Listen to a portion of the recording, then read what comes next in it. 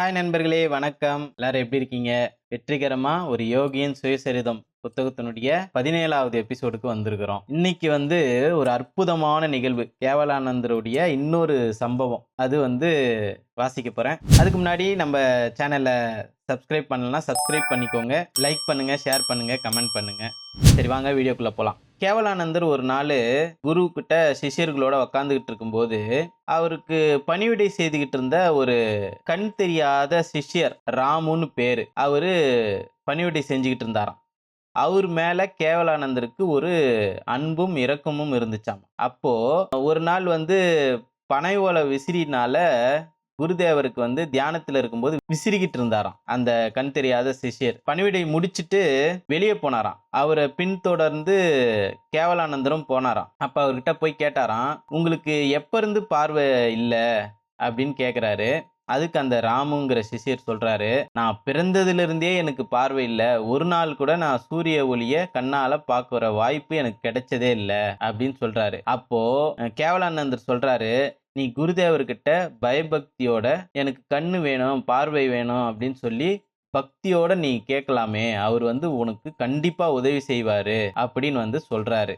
இந்த சம்பவம் நடந்த உடனே ராமு அடுத்த நாள் காலையில குருதேவர்கிட்ட போய் ஒரு மாதிரி கூச்சப்பட்டுக்கிட்டே கேட்குறாரு, சுவாமி, எனக்கு கண் பார்வை இல்லை, ஆனா அந்த சக்தியை உங்களால கொடுக்க முடியும். ஒரு நாள் கூட நான் சூரிய ஒளியை பார்த்ததே இல்லை, ஒரு சின்ன ஒரு சூரிய ஒளியாவது எனக்கு பார்க்கறதுக்கு நீங்க கண் பார்வை வர்ண மாதிரி எனக்கு அருளணும், எனக்கு எப்படியாவது கண் பார்வை கொடுங்க அப்படின்னு சொல்லி கேட்குறாரு. அதுக்கு குருதேவர் சொல்றாரு, ராமு, என்னை சங்கடப்படுற மாதிரி யாரோ உன்னை தூண்டி விட்டுருக்குறாங்க, என்கிட்ட கண் பார்வை கொடுக்குற அளவுக்கெல்லாம் சக்தியே இல்லையே அப்படின்னு சொல்றாரு.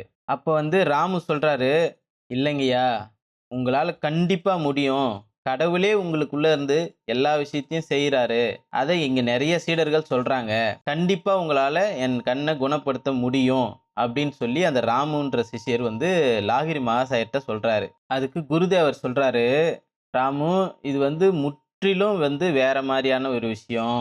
யார் ஒருத்தர் விண்மீனுக்கும் நம்ம உடல் தசைகளுக்கும் ஒரு ஒளி சக்தியை கொடுக்கிறாரோ அவரால கண்டிப்பா உனக்கு கண் பார்வை தர முடியும். இறைவனுக்கு எல்லையே கிடையாது, கண்டிப்பா அவர் உனக்கு பார்வை தருவாரு அப்படின்னு சொல்லி சொல்றாரு. அப்ப லாகிரி மகாசாயர் ராமுவோட நெத்தியில 2 புருவத்துக்கு நடுவுல கைய வச்சு தொடுறாரு. தொட்டுட்டு அப்ப அவர் சொல்றாரு, உன்னோட மனசையும் எண்ணத்தையும் ஒருநிலைப்படுத்து, 7 நாளைக்கு தொடர்ந்து ராமநாமத்தை அப்பப்போ சொல்லிக்கிட்டே வா அப்படின்னு சொல்றாரு. ஒரு வாரம் கழிச்சு அந்த அற்புதம் நடந்துச்சு.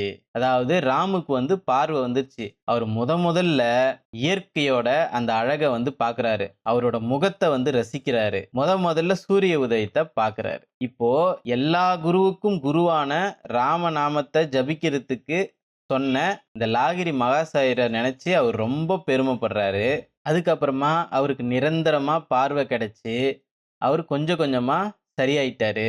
இன்னொன்னு, அவர் ஏற்கனவே பக்தியில ரொம்ப மெச்சூரிட்டியா இருந்ததுனால அவருக்கு சீக்கிரமாவே இந்த விஷயம் நடந்துருச்சு அப்படின்னு கேவலானந்தர் சொல்றாரு. அதுக்கப்புறமா கேவலானந்தர் கொஞ்ச நேரம் அமைதியா இருந்துட்டு குருஜியை பத்தி இன்னொரு விஷயமும் சொல்றாரு. அதாவது என்னன்னா, அவர் என்னைக்குமே இது போல நிறைய அற்புதங்களை நிகழ்த்தி இருக்கிறாரு. ஆனா ஒரு நாள் கூட இந்த அற்புதங்கள் எல்லாம் நான் தான் பண்ணேன், என்னாலதான் இது நடந்துச்சுன்னு ஒரு நாளும் அவர் பெருமை பீத்திக்கிட்டதே கிடையாது அப்படின்னு சொல்றாரு. இது போல அவர் நிறைய பேருக்கு உதவி பண்ணி அவங்களுக்கு நலனை வழங்கியிருக்கிறாரு. ஆனா அவங்க எல்லாம் கடைசியில நெருப்புல எரிஞ்சு காணாம போயிடுறாங்க.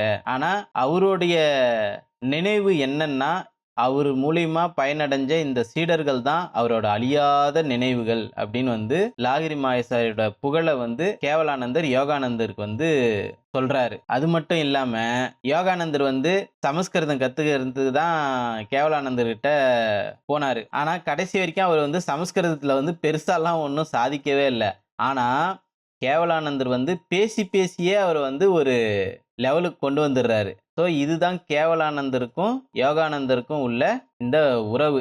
இதை பத்தின இந்த கதையை யோகானந்தருக்கு கிடைச்ச ஒரு மிகப்பெரிய செய்தி, இந்த அற்புதமான தகவல் தான். இந்த வீடியோ உங்க எல்லாருக்கும் பிடிச்சிருக்கும்னு நினைக்கிறேன். லைக் பண்ணுங்க, ஷேர் பண்ணுங்க, கமெண்ட் பண்ணுங்க. நன்றி, வணக்கம்.